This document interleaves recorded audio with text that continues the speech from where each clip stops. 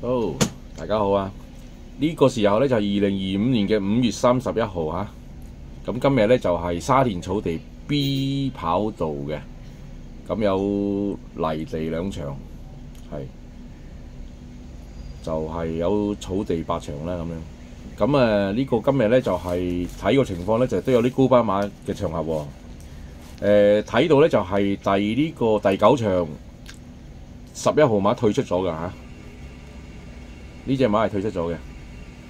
咁今日整體嚟講咧，就係坦白講句咧，就唔夠時間跑下邊嗰啲。咁我介紹下今日第1同埋第2場嘅。咁咧就重點12點開跑㗎啦嚇，仲有幾個字嘅啫。咁咧就係呢個大家可以參考下啦嚇。就12點半第1場。咁第1場咧我就介紹咩馬咧？我其實睇一望落去咧，就我覺得佢有翻版 Q 嘅，就係呢個威力勇氣搭呢隻可愛新星嘅。上次我都中過，咁呢次咧就係買隻冷膽啊，用冷膽，因為第1、2場咧下邊嗰啲場合咧比較高班馬多，上面嗰啲場合咧就低班馬多，咁咧就係有啲降班邊緣嘅馬啦都要拖嘅，咁咧我就第1場嘅選擇咧就係用呢個叫做可愛新星做膽拖，1號、2號、3號、4號、6號，9號、12同埋14號啊，重複多一次嚇，用10號膽可愛新星拖1號、2號、3號、4號、6號、8號、9號、12、14就有冷有熱㗎嚇。咁咧就如果係2蚊一注嘅話咧，就係條飛就168嘅。咁咧就係我覺得會有翻版 Q 嘅情況咧，就威力勇氣搭呢個可愛新星，或者係呢兩隻馬會有4甲嘅，有諗過用雙膽嘅，咁但係或者可以用雙膽就慳皮啲㗎嚇，雙膽拖。咁但係有冇冷腳？我覺得有冷腳嘅，冷腳我特別介紹咗2隻留意嚇，就係3號嘅好運寶馬啦，同埋呢14號嘅友誼喜悅呢兩隻馬。友誼喜悅咧就係27分，而家係夠分可以繼續喺度嘅，咁但係咧就係都要護級㗎。佢隔夜賠率13、14倍，呢隻馬其實都有重嘅隔夜飛嘅，因為冇理由㗎嚇，佢係個賠率唔正常嚇。最近期有啲馬跑咗出嚟爆咗出嚟咧，好似上嗰晚有隻係又係大 number 嘅爆咗出嚟，又係隔夜賠率啊！嗰隻爆出美麗啊！最近期星期3嗰晚咧爆出美麗隔夜賠率係10倍嘅喎。咁臨場去到幾十倍，咁爆出美麗條 Q 係2400幾啊！我就臨場我都研究咗好耐睇到嘅，咁但係買唔切隻爆出美麗2000幾蚊 Q 嗰條 Q。好啦，咁講翻第2場啊，快少少時間。第2場咧就係好多新馬嘅，中間嗰啲4、5、6、7、8嗰啲全部都係新馬嚟嘅，咁究竟點拖咧？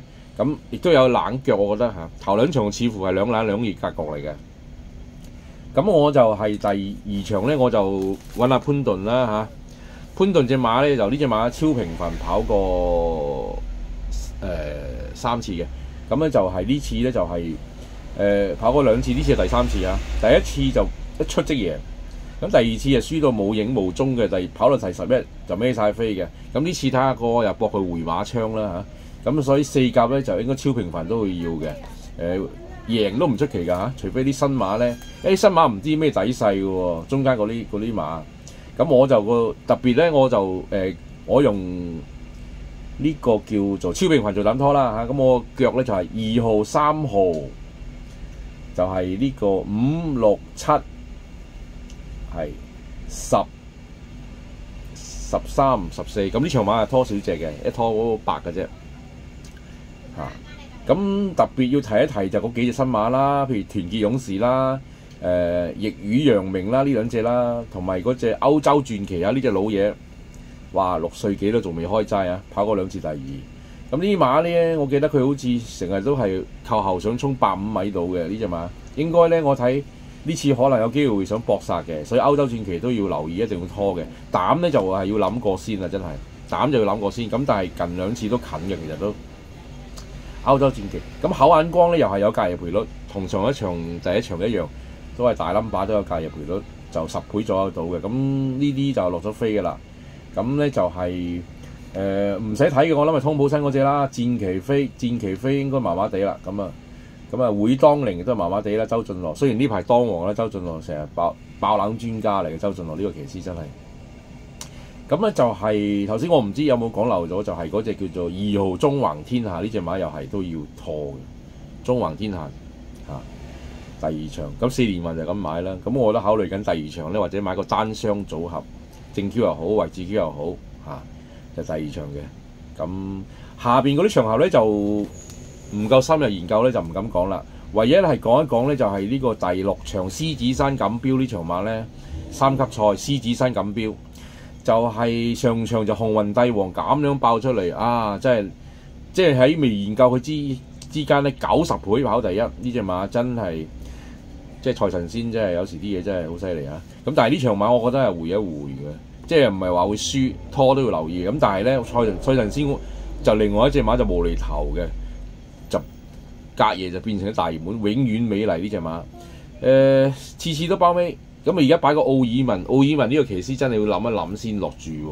咁但係佢又隔夜賠咗大熱門，臨場應該唔會大熱門嘅，永遠美麗就咁兩隻美麗都要睇咯，我覺得永遠美麗同埋美麗同樣呢兩隻，一隻又賽神仙，一隻係告東尼嘅美麗同樣，呢兩隻馬都係有機會㗎咁其他嗰啲就唔講啦，因為都幾亂下嘅，捉到個重心先啦最主要捉到重心。分分鐘今日有啲場合其實都要食全餐先可以中得到，我睇到。希望爆冷啦希望爆冷嘅咁好啦，今日就咁多。